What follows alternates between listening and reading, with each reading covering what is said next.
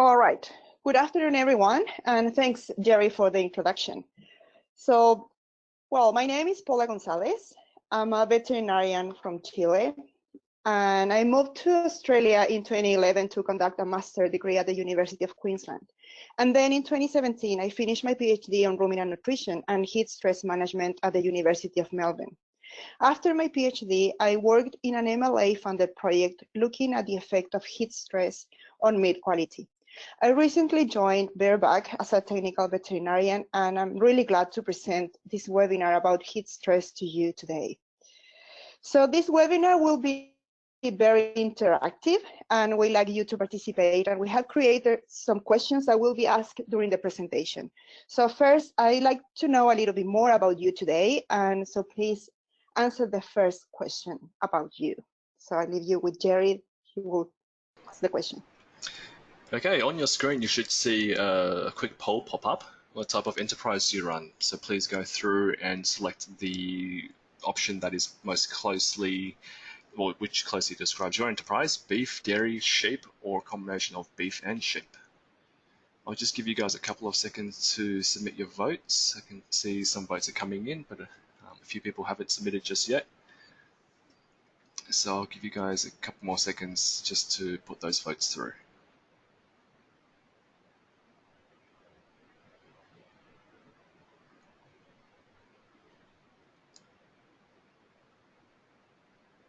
Okay, a few more votes coming through now. So these answers are anonymous. We won't see who submitted which answer. All we'll see is a percentage at the end, which we'll share, but your fellow attendees won't be able to tell who submitted which answer.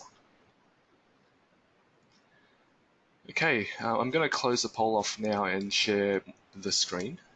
So we can see that a total of 43% are beef producers, 14% are dairy, 29% are sheep, and 14% also breed both beef and sheep.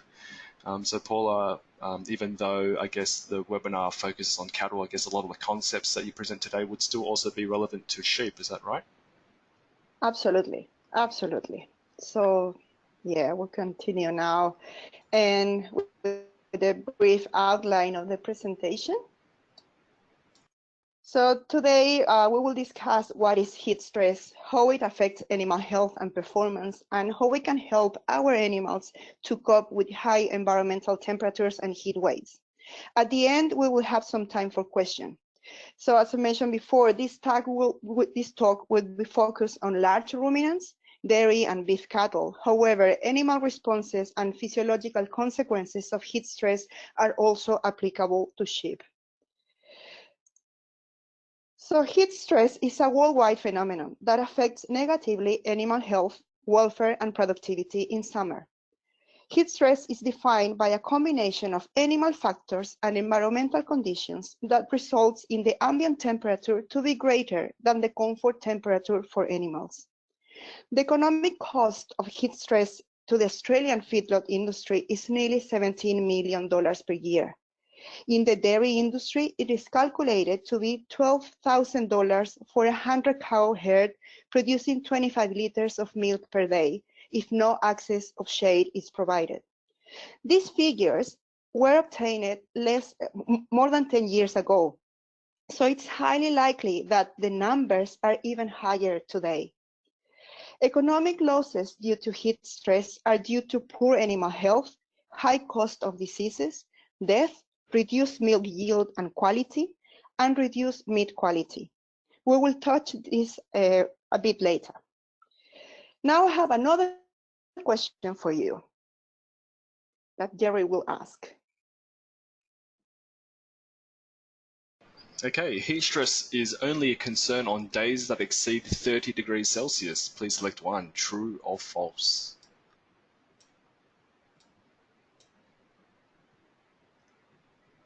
Just give you guys a couple of seconds to submit your replies. I always enjoy true and false questions going through university because you always had a 50% chance of getting it right. Yes. A very funny story: when I was doing soil science, a subject that I didn't enjoy, I out of something like 50 questions, I managed to get 17% correct in a true or false quiz, which is spectacular considering the statistical likelihood of doing so poorly in a 50-50 exam. But Yeah. I digress. Thank you for submitting your answers. I'm gonna almost say 90% have voted. Maybe a couple more just that we're waiting on. Okay, I might close off the poll now and share the screen. Okay, so 33% have selected true and 67% have selected false. Paula, what is the correct answer? So, cattle, in special dairy cows, feel more heat than you may think.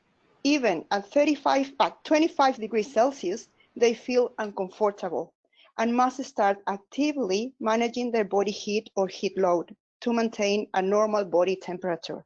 So if the day is feeling too hot for you, it's even hotter for them. So this is because animals live comfortably within a thermoneutral range, where animals express maximum productivity and experiment optimum health. For dairy cattle, this thermoneutral zone ranges between -15 degrees to 25 degrees Celsius. So they definitely are more able to cope with lower temperature than us. Temperature in the extreme low or high beyond this range determine cold or heat stress. At this ambient temperature, cattle are able to maintain a normal body temperature of about 39 degrees and are able to release heat to the environment to cool themselves through passive heat transfer via radiation, convection, and conduction. However, when the ambient temperature increases and approaches to the body temperature, there is not enough gradient temperature, and therefore animals must lose heat by active mechanisms such as sweating and panting.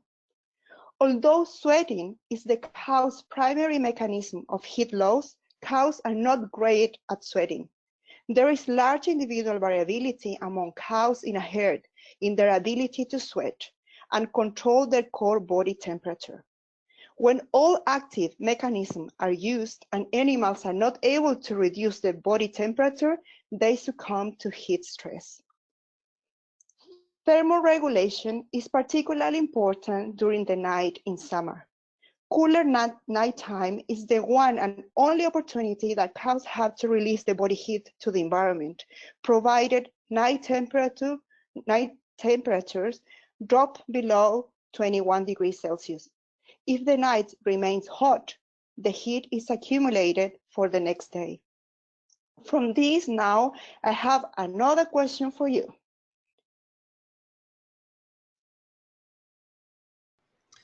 Usually warm days early in late spring to early summer can stress cattle as much as hotter weather later in the hot season. Please select one, true or false.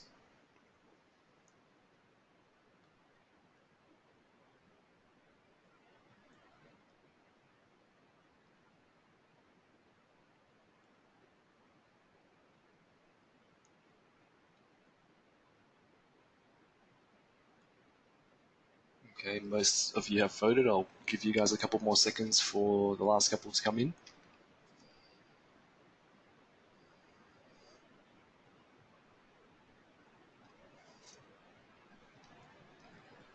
Okay, I'm going to close off the poll now. So 100% of you have selected true. Paula, what is the answer? Yeah, well done. Well done. Unusual warm days in the late spring or early summer needs to be taken seriously because cows that have not had the chance to precondition to hot weather will have greater stress response because cows need time to acclimatize.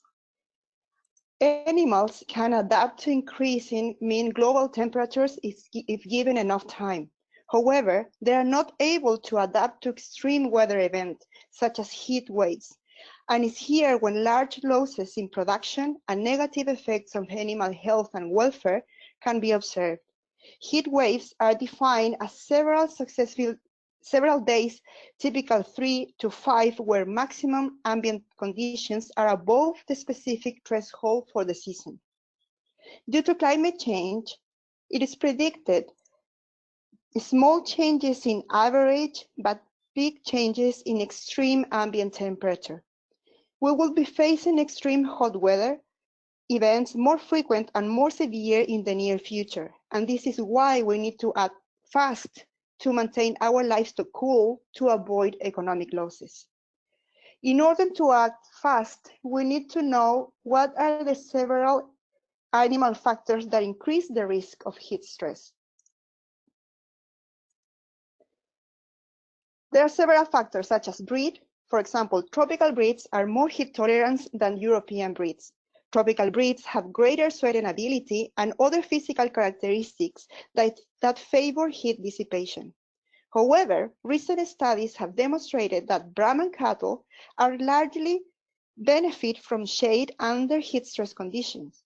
Therefore, the environmental management in tropical breed cannot be neglected. Coat color and type is also important. Lighter color in the coat reflects the heat, while dark coat absorb the heat. Heavier and bigger and fatter cattle are more susceptible to heat stress due to the higher metabolic rate and thicker subcutaneous fat that reduce heat dissipation. Health condition is also a risk factor. Sick or weak animals are more at risk. They might present fever or inefficient mechanism of heat dissipation. Similarly, older and younger animals are more at risk of heat stress, since they might suffer from dehydration and have inadequate thermoregulatory mechanism. Regional conditions where your farm is located also influences animal responses to the environment. In subtropical climates, evaporative cooling is restricted due to high humidity. Hence, heat stress is detectable at lower air temperatures than in semi-arid climates. In semi-arid climates, cows can be exposed to higher air temperature before showing adverse effects because the humidity is lower. Local herd adaptation is also important as cows become acclimatized to a location over time. For example, cows from southern Victoria in Australia will have a different response to the environmental condition experienced in central Queensland than cows that were born and raised there. So now that we understand what is heat stress, why does it occur, and what are the risk factors, we will review what are the consequences of heat stress for animal health and performance. There are visible or tangible signs of heat stress, such as high body temperature, reduced dry matter intake, reduced rumination, increased respiration rate and panting, reduced milk yield, and higher somatic cell counts. There are also invisible signs of heat stress that we cannot directly measure, but we clearly see their consequences. We see a reduction in conception rates, reduced immunity, increased risk of mastitis, increased risk of rumen acidosis and laminitis, and increased energy requirement. Most of those signs occur simultaneously, presenting an enormous challenge for the animal physiology and animal management. The primary response of animals under heat stress is a reduction of feed intake. Voluntarily feed intake declines when ambient temperature reaches 25 to 27 degrees. It is seen as an adaptive mechanism since large proportion of metabolic heat production in ruminants comes from the feed fermentation in the rumen, and hence by reducing the feed intake, the heat production can be minimized. But a reduction in feed intake inevitably brings a reduction in rumen function and a reduction in productivity. During heat stress, there is an increase in respiration rate, panting, and rolling. Altogether, this reduces the rumen buffer capacity that results in a reduction in rumen pH, rumen acidosis, and laminitis. The reduction of nutrient entering to the animal due to the reduction in feed intake, plus several other metabolic changes and hormonal changes, results in a reduction in milk production. Excessive sweating and salivation also affect Mineral balance, reducing the content of potassium, sodium, and magnesium in the blood. All these efforts to release heat to the environment changes the energy metabolism in cattle, increasing the energy demands and increasing the cellular metabolism. As a consequence, a phenomenon called oxidative stress and inflammation is established due to an imbalance between the free radical production and antioxidant mechanisms. Excessive production of free radicals, a normal product of cellular respiration, occurs in periods of high metabolic demands, such as extreme weather events and heat stress. Antioxidants are molecules responsible to neutralize the free radicals and maintain free radicals under control.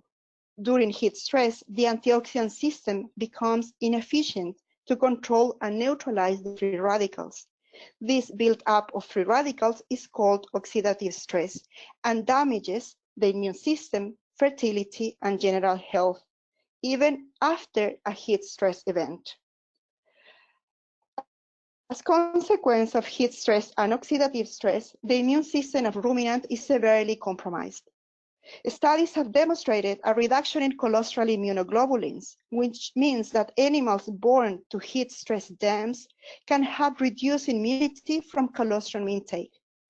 There is also a depression in lymphocytes and neutrophils or white blood cells function, increasing the susceptibility to pathogens, reducing vaccine response, reducing disease resistance, and increasing the occurrence of mastitis and peripartum disease during summer. Finally, in extreme cases of heat stress, death is the outcome. The cause of death is heat stroke with general organ dysfunction when body temperature increases above physiological ranges. As your duty of care, no animals should be allowed to die from heat exhaustion. The risk of mortality continues to be high even 3 days after the heat stress events, and early summer months are the riskiest. Besides the general health, immunity, and metabolism changes, heat stress also affects negatively female fertility. This is due to the damage of oxidative stress.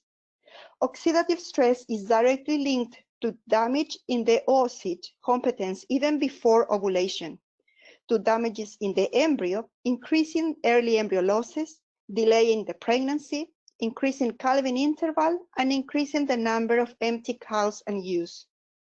Similarly, male fertility is also affected by heat stress due to a direct effect of heat into the testes and due to oxidative stress. Testicular temperature in bulls and rams must be 2 to 6 degrees cooler than body temperature to allow for normal spermatogenesis and maturation of the sperm. Spermatogenesis is a continuous process, and semen quality is reduced for 8 weeks after bulls and rams are exposed to heat stress. Acute exposure of males to heat stress and oxidative stress for at least or as few as 12 hours can result in reduced semen quality. Now I have another question for you. Heat stress is only a concern in lactating cows. It doesn't have any significant impact on dry cows. Please select true or false.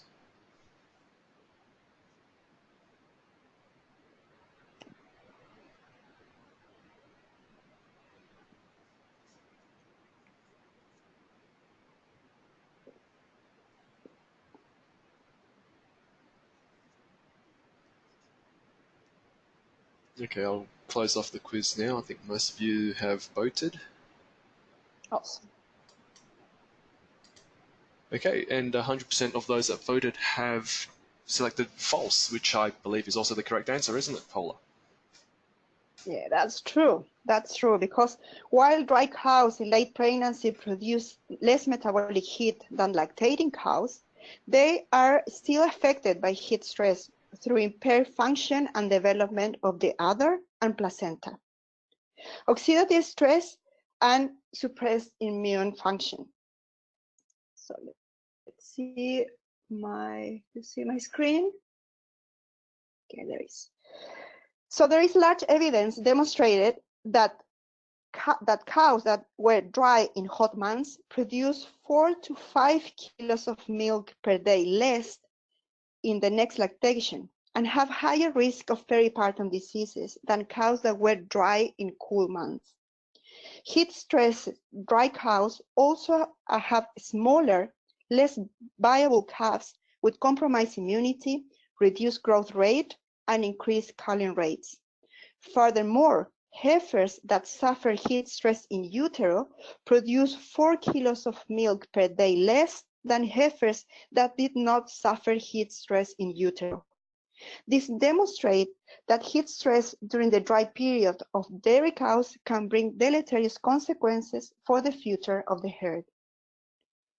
The following slides summarize the effect of heat stress for milk and meat production in terms of animal performance and product quality. In terms of milk production, heat stress reduces milk yield. Milk production can drop by 10 to 25% during heat stress, up to 40% in extreme events. Milk composition is affected by heat stress with a decline in total protein, lactose, and fat content. Heat stress, as I mentioned before, affects fertility by increasing early embryo losses, reducing the intensity and length of estrus, and reducing conception rates. In terms of growth rate, heat stress reduces body weight gain, body condition score, average daily gain, feed intake, and feed conversion efficiency. Heat stress also affects negatively meat quality for beef and sheep as a consequence of all physiological and metabolic changes. It reduces pre-slaughter weight, hot carcass weight, reduced fat scores and tenderness, and increases meat ultimate pH, increasing that cutting percentage, reducing the value of the meat. It is important to notice that changes in production, for example, a reduction in meal yield, can be expected 1 to 2 days following the exposure to high environmental temperatures, and the decrease in lactation may persist for up to 2 weeks. Now it's time to review heat stress management and how we can help our livestock during summer. Whether at pasture or in a feedlot, cattle can suffer from heat stress. The effect of heat waves on individual cattle are influenced by the intensity and duration of heat waves. Environmental conditions contributing to heat stress include minimal cloud cover, little or no air movement, high relative humidity, and high overnight low temperature of above 21 degrees. Heavy feedlot cattle are more at risk. It is well documented that feedlot cattle can be particularly susceptible to changes in climatic conditions. They are fed high-energy diets, have low access to voluntarily seek for water and shade, and are more exposed to radiant surfaces. When observing livestock under the heat, we need to learn to read and understand their behavior. They're increasing the time standing. They seek for shade and water. They body splash themselves with water or saliva. They align the body to reduce exposure to direct sunlight, and they pant. When talking about heat stress abatement, the first and foremost important measure is to provide enough shade. Trees planted in paddock on laneways can reduce radiant heat load by 50% or more. The aim is 4 square meters of shade per cow at midday. If you're thinking to redesign your farm, consider orientating the long axis of paddocks north to south to help maximize shade through the day. The ultimate aim of shade during heat stress is to optimize feed intake. Feed and water should be provided within proximity to shade areas, so animals can move to and from without the need to walk long distances and expend energy on it. Observing panting score is a good way to determine whether animals are coping or not with the heat, and whether our animals are at risk of heat stroke. Panting score for beef cattle ranges from 0 or or no panting, to 4.5 or emergency, when the animals are severely stressed and appears breathing from the flank. Panting score had also been developed for sheep and dairy cows. Please feel free to send me an email if you want to receive more information about this. So here we have the last question for you, and this is about water intake. It is important that cows are given ready access to drinking water as soon as they leave the dairy after milking. True or false?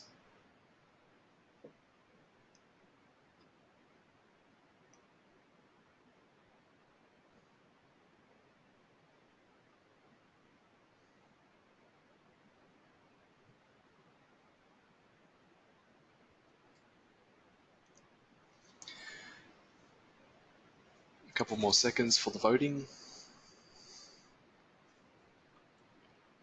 I'm going to close off the poll now. Okay, so 90% have selected true and 10% have selected false. Paula, what is the answer? So a large and easy accessible water point at the exit side of the dairy is a must. And this is also very important for the lairage and also in feedlot areas. So 80% of the product that you sell is water, and 60% of the total weight of our animals is water. So why do you want to limit the access of drinking water? So this set of pictures were taken in Queensland during summer a couple of years ago during one of my trials. As you can see here, the panting scores of the cows were evident, and they used the water at the exit side of the milking, not only for drinking, but also to cool themselves. Increased water consumption during summer can be attributed to increase in urine volume, respiratory tract evaporation, evaporative heat loss, and mainly due to sweating. Water requirements of cattle are influenced by ambient conditions, diet type, breed, weight, and physiological functions. In general, water intake increases up to 3 times compared with winter. Ruminants use water intake to also cool the rumen, and from there, cool the rest of the body. The use of fans and sprinkles in feedlots and dairy farms is of great help.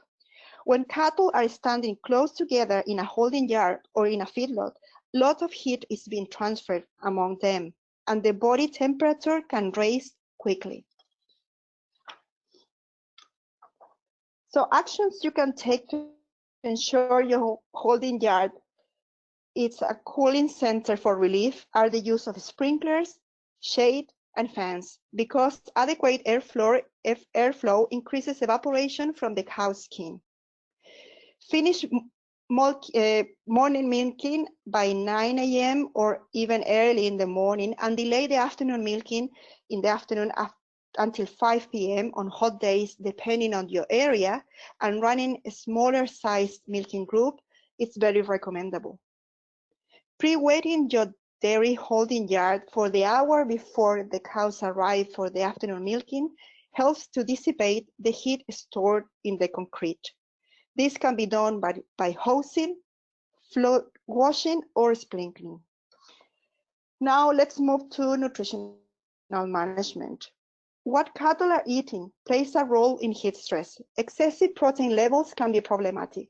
This could occur in pasture and also in feedlots. The excess nitrogen in the protein must be biochemically removed and excreted via urine, using energy and generating heat in the process. Also, there are differences between cattle being grain-fed versus cattle which is fed high. Grains such as corn contribute less to the heat of fermentation than hay. High-quality forages produce less heat of fermentation than low-quality forages. Nutritional strategies during heat stress include allow for small and more frequent meals, shifting feed intake to cooler parts of the day, especially in the afternoon and during the night, feeding high-quality, high-palatable forages, replacing some of the wheat or barley in the diet with a slowly fermentable starch sources such as corn grain, using a bypassed fat supplementation, adding extra buffers to help manage ruminant acidosis, feeding higher quality protein sources, and using feed additives to assist cows in hot weather, such as betaine. It is also recommended to increase the dietary cation-anion differences by supplementing minerals lost in sweating and saliva, and increasing the antioxidant status by supplementing vitamin A and E and trace minerals such as copper, zinc, manganese, and selenium. We strongly recommend the use of multimin in preparation to heat stress events. Multimin is an injectable trace mineral formulation which is rapidly absorbed and readily utilized, producing a strategic and rapid mineral delivery at times of high demand, such as heat stress. Multimin contains copper, selenium, zinc, and manganese for sheep and cattle. And we also have a unique formulation of copper-free for sheep and cattle. Multimin enhances the antioxidant system to improve the health and performance of livestock. We have conducted several scientific trials that show that after you inject multimin in cattle or sheep, it will increase the levels of antioxidants. The graph on the left shows the change in antioxidants in cattle after injections. Bars in the red color are the control groups, and the bars in blue are treated animals.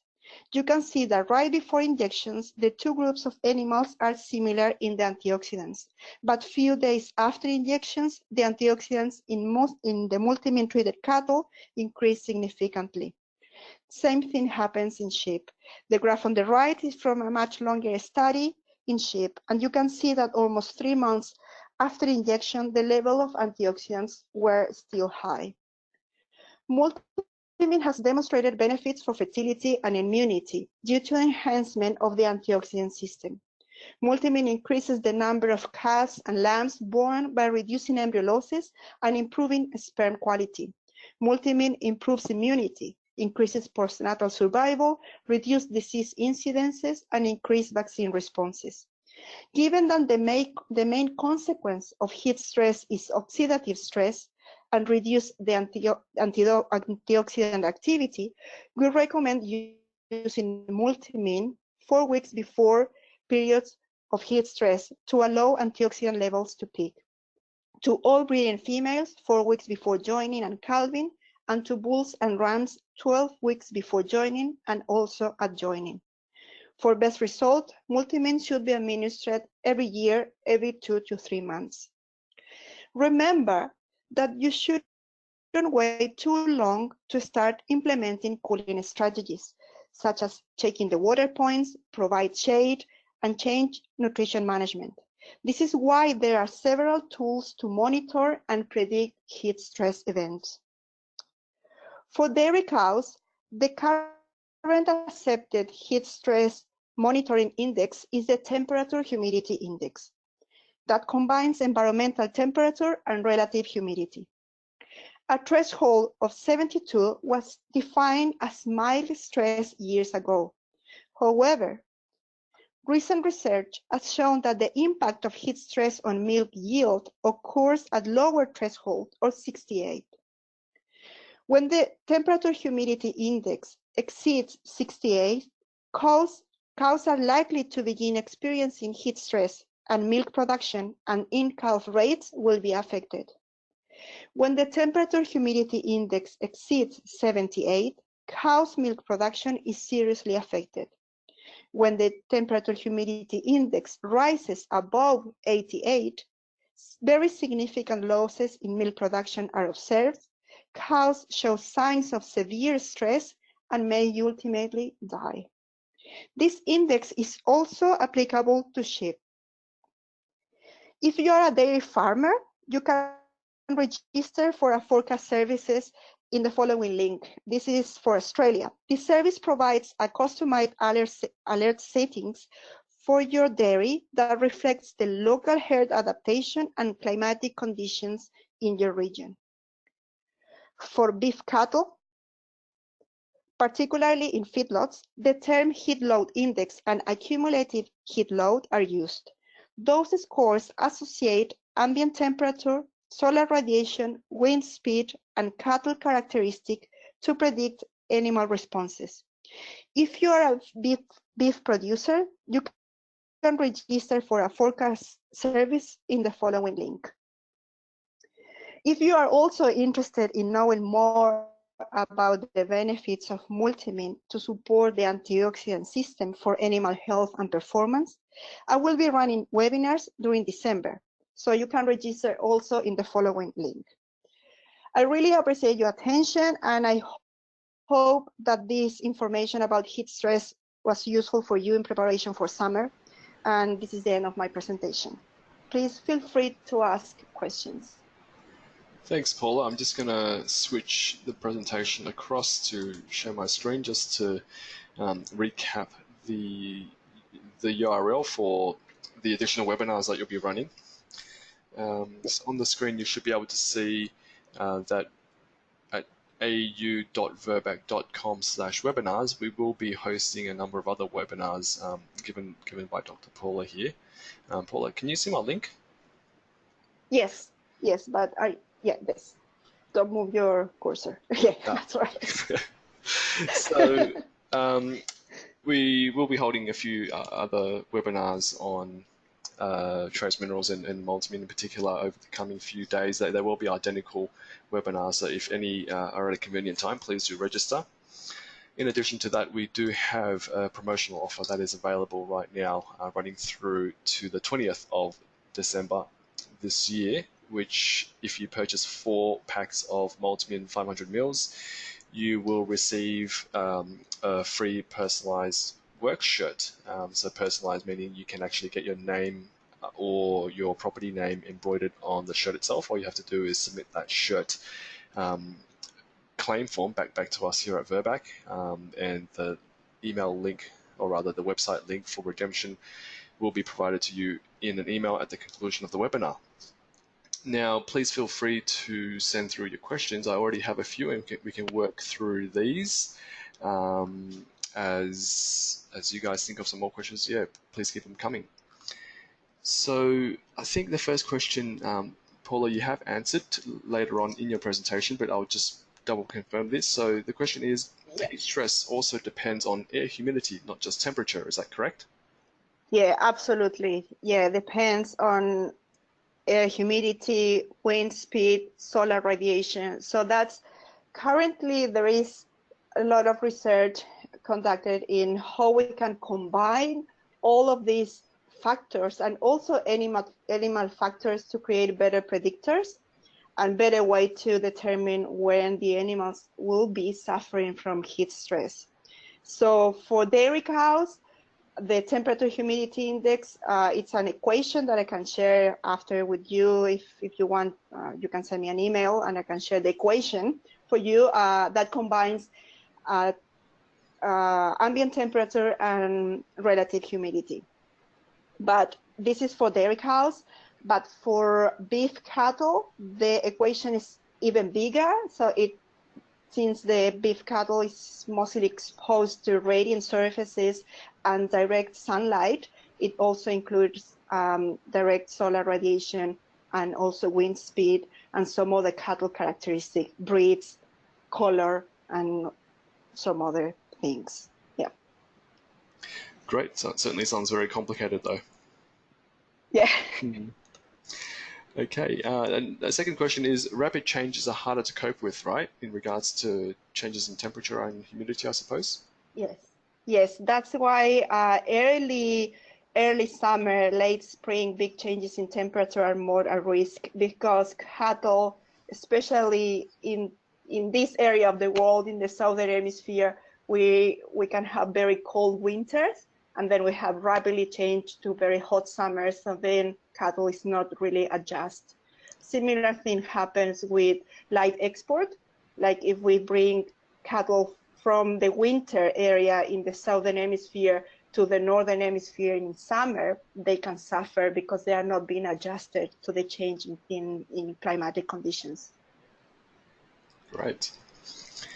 Okay, the next question is it true that larger animals, because they have a smaller surface area to weight ratio, they also find it harder during heat stress periods? Yeah, absolutely. Absolutely. That's the main difference when we compare the susceptibility of heat stress comparing dairy cows, big cows, wholesale freezing compared with the small sizes beef cattle. It's a term of the surface, how much they can be exposed to the radiant surfaces and how much they can absorb from the heat and the fast they can release the heat to the environment. Absolutely right. Yeah. Great. Okay, a couple more questions. So this presentation, it does focus on cattle with a little bit of sheep information. Would this also be applicable to goats as well? Yeah, small ruminants, sheep and goats, the origin of them, most of the breeds comes from desert areas, so they have different mechanism of thermoregulation and also water usage, so they tend to concentrate the urine and they are more efficient in controlling the water in the body. They suffer from heat stress. There is several studies conducted in goats, particularly in the area of Egypt, Africa, and Israel. And if someone is interested in getting some of those papers, I can share them with you. Here in Australia, there is not much study in goats, but there have been some about goat meat that can be affected by heat stress as well. Yeah. Very interesting. I actually have a question for you, Paula. This is the first time I've seen this webinar, so I've actually learned something myself. What I found particularly interesting was that slide you showed, which showed that dairy cattle, when exposed to heat stress in late gestation, will give birth to smaller calves. So Yes. is that also true for beef cattle too? They haven't checked. They haven't checked, but I assume they can be also true. The metabolism of dairy cows it's higher than for beef cows.